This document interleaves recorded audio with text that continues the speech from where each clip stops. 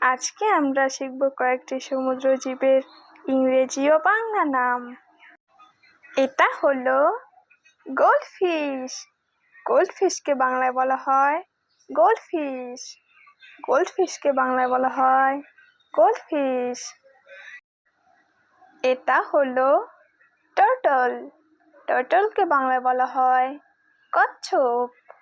টার্টলকে বাংলায় বলা হয় কচ্ছপ। এটা হলো প্যারট ফিশ। প্যারট ফিশকে বাংলায় বলা হয় টিয়া মাছ। প্যারট ফিশকে বাংলায় বলা হয় টিয়া মাছ। এটা হলো ওয়েল।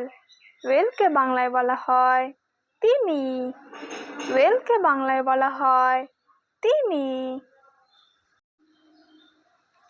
এটা হলো জেলিফিশ। জেলিফিশকে বাংলায় বলা হয় জেলিফিশ।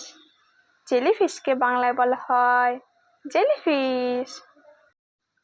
এটা হলো ক্লাউনফিশ। ক্লাউনফিশকে বাংলায় বলা হয় ক্লাউনফিশ। ক্লাউনফিশকে বাংলায় বলা হয় ক্লাউনফিশ। এটা হলো সি স্নেল। সি স্নেলকে বাংলায় বলা হয় সামুদ্রিক শামুক। সি স্নেলকে বাংলায় বলা হয় সামুদ্রিক শামুক। এটা হলো ক্র্যাব। ক্র্যাবকে বাংলায় বলা হয় কাঁকড়া। ক্র্যাবকে বাংলায় বলা হয় কাঁকড়া। এটা হলো অক্টোপাস।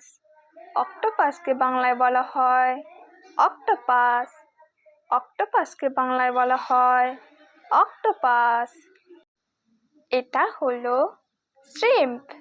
শ্রিম্পকে বাংলায় বলা হয় চিংড়ি। শ্রিম্পকে বাংলায় বলা হয় চিংড়ি। এটা হলো সিল। সিলকে বাংলায় বলা হয় সিল। সিলকে বাংলায় বলা হয় সিল। এটা হলো কোরাল।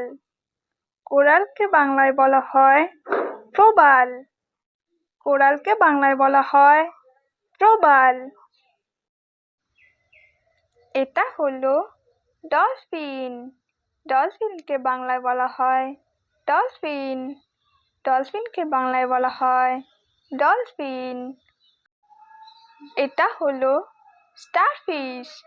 স্টারফিশকে বাংলায় বলা হয় তারা মাছ। স্টারফিশকে বাংলায় বলা হয় তারা মাছ। এটা হলো ব্লু ট্যাং। ব্লু ট্যাংকে বাংলায় বলা হয় নীলটাং। ব্লু ট্যাংকে বাংলায় বলা হয় নীলটাং। এটা হলো পাফার ফিশ। পাফার ফিশকে বাংলায় বলা হয় পটকা মাছ। পাফার ফিশকে বাংলায় বলা হয় পটকা মাছ। এটা হলো শার্ক। শার্ককে বাংলায় বলা হয় হাঙর। শার্ককে বাংলায় বলা হয় হাঙর। এটা হলো সি হর্স। সি হর্সকে বাংলায় বলা হয় সামুদ্রিক ঘোড়া। সি হর্সকে বাংলায় বলা হয় সামুদ্রিক ঘোড়া।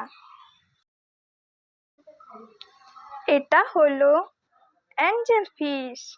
অ্যাঞ্জেল ফিশকে বাংলায় বলা হয় দেবদূত মাছ।